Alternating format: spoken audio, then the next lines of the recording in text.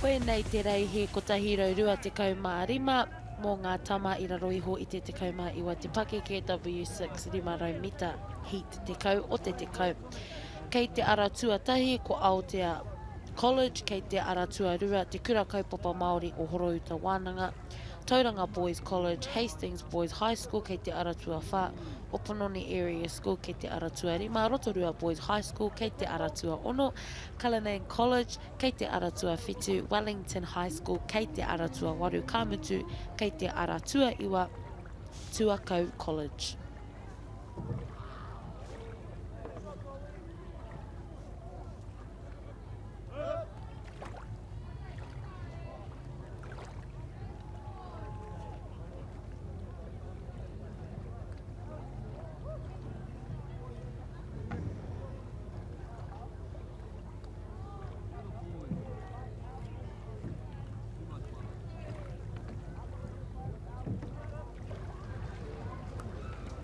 Ko te haki whero tērā kua rewa.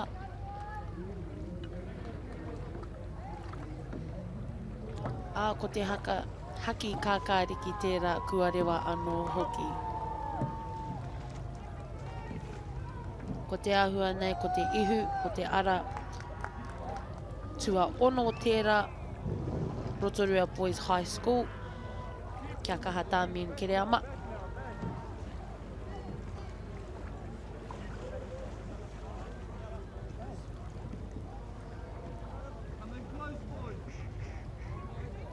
Ki te ara tuatoru, ko Tauranga Boys tērā.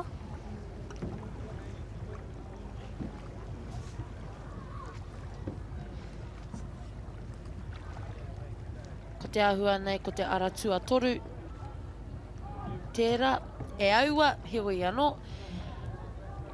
Mātai ana te titiro ki a rātou, te ara tuatoru Tauranga Boys College. Te ara tuawha, kua puta te ihu, Hastings Boys High School.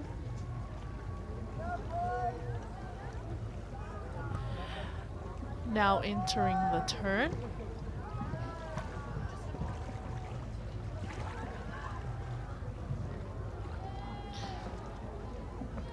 Nā Hastings Boys ki te ara tuawha.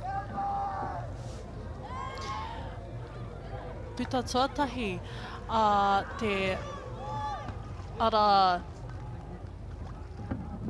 tuaono ko Rotorua Boys High School tērā. Rātou ko te ara tuawha, Hastings Boys.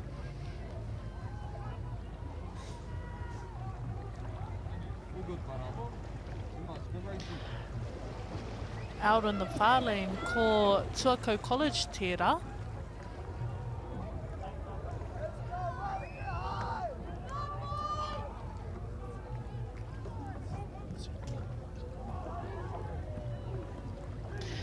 E whakawhiti ana I te rārangi Haurua.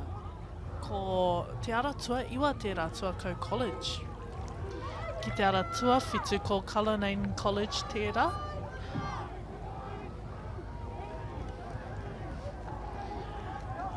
E whakawhiti ana I te rārangi whakamutunga ko te toa whakaihuaka ko te ara tua iwa ko Tuakau College. Kātahi ko Cullinan College I te ara tua whitu, ki te ara tua wha ko Hastings Boys.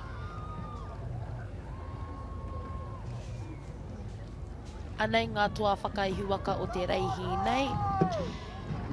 Kei te ara tua iwa, tuatahi mai Tuakau College, Wahapū. Kua eke ki te karamata-matatanga o te rākau taumata. Anei te whakahoki ngā whakāturanga I te iwi, kaua e wareware, hei tō waitanga anō, ki te hiahia koutou te kite I ngā whakaputanga tika, haere atu ki live results.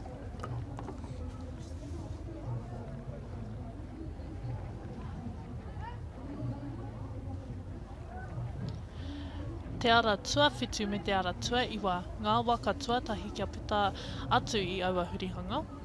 Nā, ko te ara tuaiwa I whakawhiti I te rārangi whakamutunga I te tuatahi. Me te harikoa hoki. Nei ngā whakaputanga o tēnei reihi, tahirau rua te kaimaiwa. In first place, Tuakau College, Wahapu, 2 minutes 28 seconds. Second place, Cullinane College, 2 minutes 31 seconds. And in third place, Hastings Boys, 2 minutes and 36 seconds.